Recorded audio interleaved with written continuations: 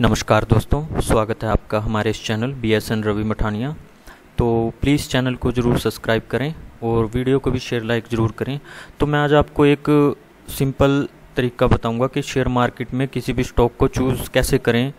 तो उसके लिए मैं आपको अभी वीडियो में दिखाऊंगा भी वो सिंपल से तरीके, जो मैं आपको प्रूफ के साथ ही दिखाऊंगा कैसे हम अलग अलग तरह से उसको स्टॉक को फाइंड करके उसके बारे में रिसर्च करके देख सकते हैं और फिर अपना डिसीजन खुद ही ले सकते हैं कि हमारे लिए ये स्टॉक बेटर है या नहीं। तो वीडियो को स्टार्ट करने से पहले आपसे रिक्वेस्ट यही है कि प्लीज़ चैनल को ज़रूर सब्सक्राइब कर लीजिए और कोई भी डाउट हो तो हमें कमेंट में ज़रूर लिखें। और कोई भी वीडियो अगर आप आगे आपको कोई भी शेयर मार्केट से रिलेटेड टॉपिक से जुड़ी आपको कोई भी क्वेरी हो तो हमसे पूछ सकते हैं, तो मैं उसका आंसर आपको ज़रूर दूंगा।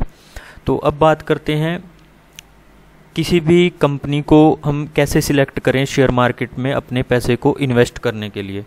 तो उससे पहले हमें, जैसे मान लेते हैं आप किसी भी कंपनी के बारे में आपको पता है, NSE में, BSE में, NSE में ही लगभग 2000 से ज़्यादा कंपनियां। तो अब हम टॉप की कंपनियों में जो अच्छा परफॉर्मेंस कर रही है उन्हीं में से देख लेते हैं। हमने एक कंपनी ली है हैप्पीएस्ट माइंड टेक्नोलॉजी और एक कंपनी ली है टाटा पावर कंपनी। तो मैं आपको दिखा देता हूँ, ये है ये। अब इन दोनों के पहले तो हम फंडामेंटल चेक करेंगे। तो चलो मैं आपको हैप्पीएस्ट माइंड के फंडामेंटल दिखा देता हूँ पहले। अभी स्टॉक प्राइस 1428 का है और इसके फंडामेंटल देख लेते हैं। फिर मैं आपको बाद में बताऊंगा एक और सीक्रेट्स, जिससे कि आपको पता चलेगा कि हमें कंपनी को सिलेक्ट करना चाहिए या नहीं। तो अभी मैं आपको इसके फंडामेंटल दिखा देता हूं। हैप्पीएस्ट माइंड जो है वो लगभग, इसका मार्केट कैप है जो 20,989 का है और करंट प्राइस 1428 का, ये आपको पता ही लग गया होगा। तो हम इसका 5 ईयर का फोरकास्ट भी देखेंगे, वो भी मैं आपको बता देता हूँ कैसे चेक करना है।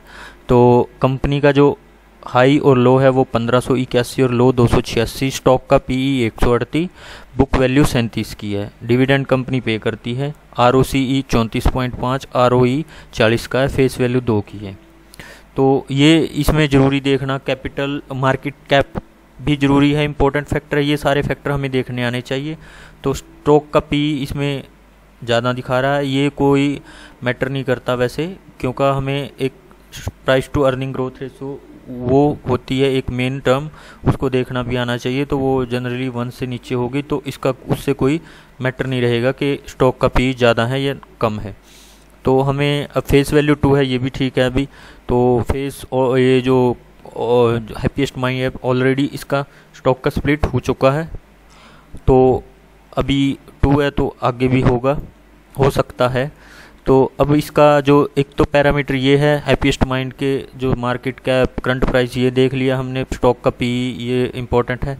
तो इसके फंडामेंटल में हमें इसकी बैलेंस शीट को हम देखने से पहले इसके क्वार्टर के रिजल्ट भी देखने ज़रूरी हैं, उसमें क्या परफॉर्मेंस रहा है। जून और लास्ट 2 क्वार्टर को ही आप मैच करके देख सकते हैं। जून के क्वार्टर में इसने 221 करोड़ की सेल की थी, तो और मार्च के क्वार्टर में 221 करोड़ की और जून के क्वार्टर में 245 करोड़ की। तो लगभग इसने 165 करोड़ के एक्सपेंसेस थे 2 मार्च में और 188 करोड़ के जून में। तो इसका नेट प्रॉफिट देख लेते हैं। मेन सा ये है कि प्रॉफिट बड़ा है नहीं। नेट प्रॉफिट लगभग, नेट प्रॉफिट दोनों क्वार्टरों में 36 करोड़ का है, तो लगभग ठीक है, कोई दिक्कत नहीं।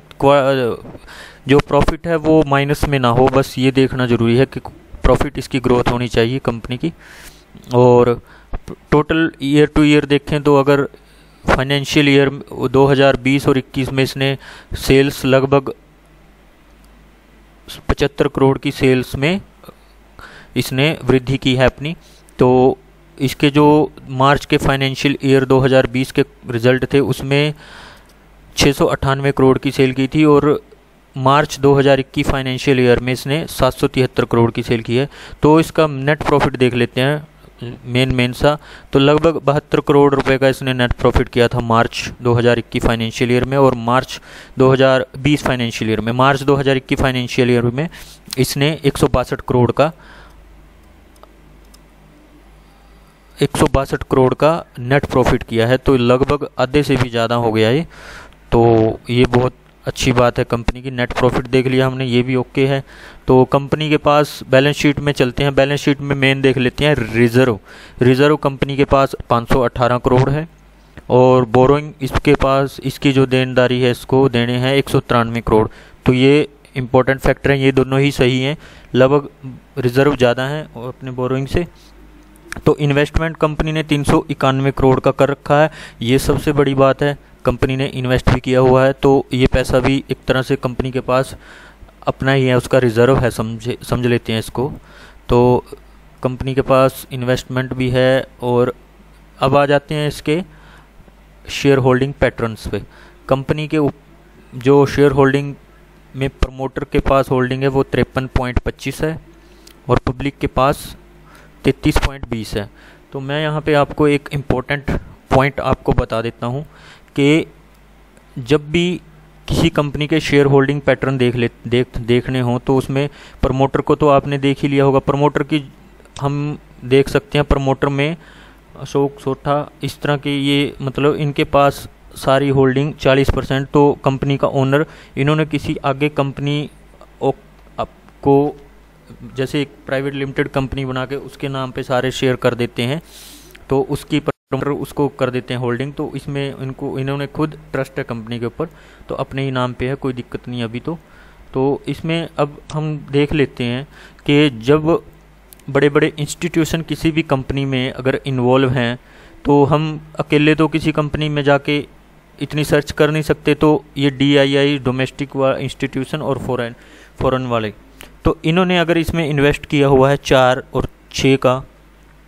तो समझ सकते हैं कि इन्होंने कुछ सोच समझ के ही इसमें इन्वेस्ट किया होगा। तो हमें ये भी देखना ज़रूरी होता है कि इनका जो है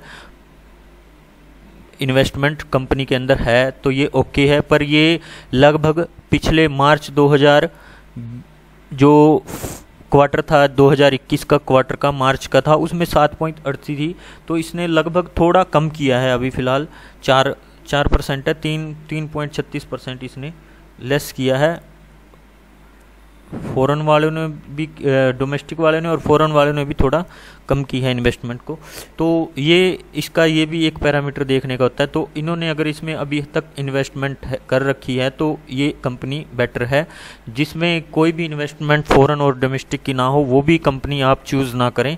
तो ये हो गया इसका एक पॉजिटिव पॉइंट।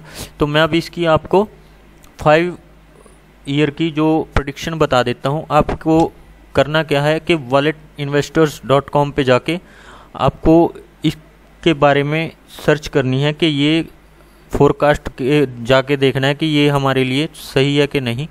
फोरकास्ट क्या कहती है, तो फोरकास्ट में ये करंट प्राइस 1428 है, तो 1 ईयर में लगभग 3686 का हो जाएगा।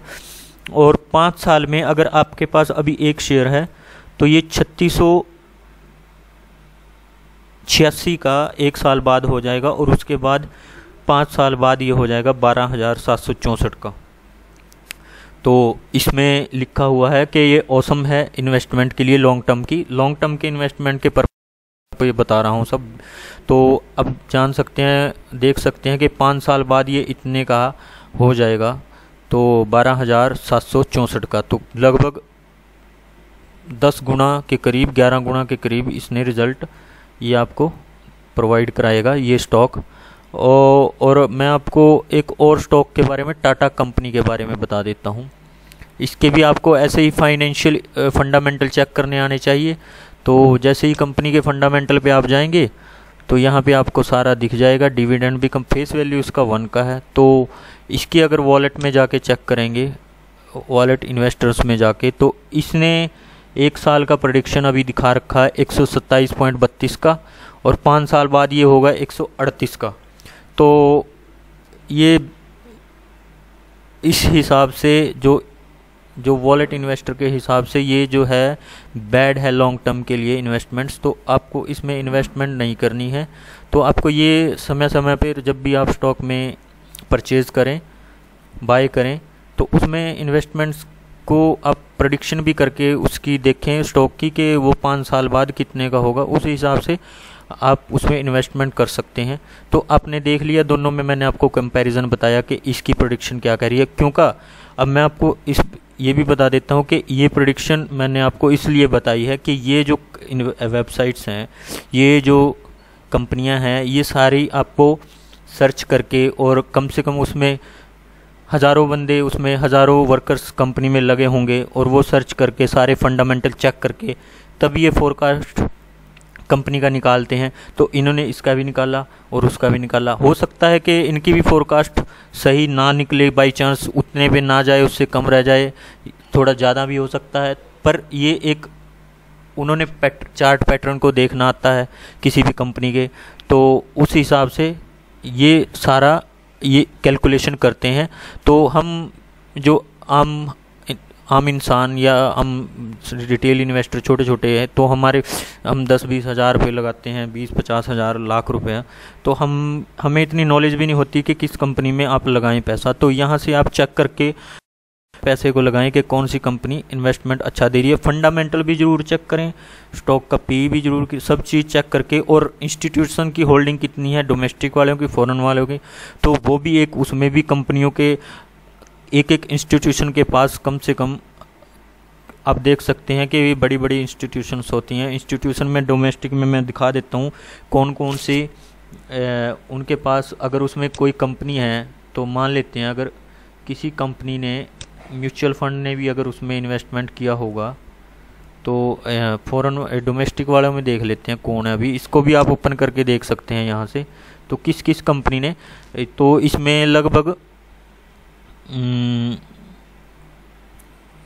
SBI large and mid cap fund था, वो लास्ट क्वार्टर में था 1.57%, तो अभी वो नहीं है। तो ये भी म्यूचुअल फंड उन्होंने निकाल लिया है अपनी।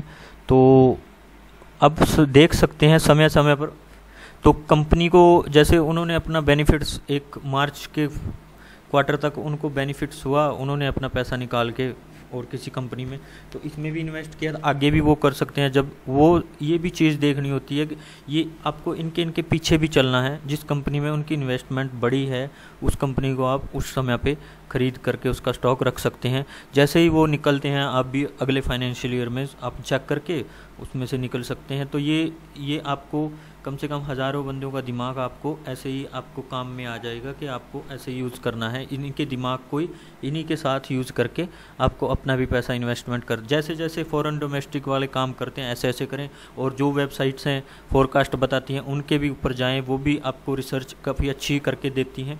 तो उनमें भी, उनके भी बारे में आपको उनकी भी रिसर्च कंपनियों की उसमें भी करें, और सारी रिसर्च करने के बाद ही किसी कंपनी को चूज़ करें और उसमें इन्वेस्ट करें, थोड़ा थोड़ा इन्वेस्ट करें।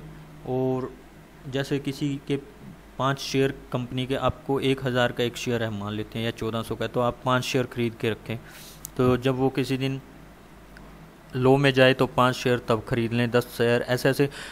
आपको अगर 1 लाख का पोर्टफोलियो बनाना है तो उसमें आप कम से कम 10 कंपनियों में पैसा लगाएं और 10-10 हज़ार करके सारी कंपनियों में इन्वेस्ट करें। तो आपका 1 लाख का पोर्टफोलियो डाइवर्सिफाई भी रहेगा। और आपको अगर एक कंपनी लॉस में होगी उस दिन दूसरी कंपनी, वैसे तो कंपनियां जो भी चलती हैं तो वो सारा जब भी NSE ऊपर जाएगा, तो ये बेसिकली कंपनियां जो आपको हैं टॉप 50 कंपनियों में से ही चूज़ करनी चाहिए। मेरा तो मानना ये है कि वो अगर अच्छे कर रही होंगी तभी तो हमारा जो शेयर मार्केट है वो ऊपर जा रहा है। तो उनमें से ही चूज़ करें बेस्ट 10 कंपनीज़। और आपको नहीं भी चूज़ करनी आती हैं तो मैं उनमें से आपको 10 कंपनियां बेस्ट बता दूंगा। आप कमेंट करके मुझे ज़रूर बताएं। अगर मेरा वीडियो आपने पूरा सुना होगा, आप यहाँ तक आए होंगे, तो आप ज़रूर कमेंट करेंगे और मुझे पूछेंगे, तो मैं आपको ज़रूर बता दूंगा। मैंने भी इन्वेस्टमेंट 10 कंपनियों में किया हुआ है, तो वो आपको मैं बता दूंगा कि किस तरह से करना है। तो आपको इन्वेस्टमेंट्स करना अब आसान हो ही गया होगा। तो मैं आगे और वीडियो में बता के फंडामेंटल कंपनियों के, वैसे मैं वीडियो रोज़ बनाता रहूँगा और फंडामेंटल आपको प्रोवाइड कराता रहूँगा कंपनियों के, कौन सी कंपनी बेस्ट है।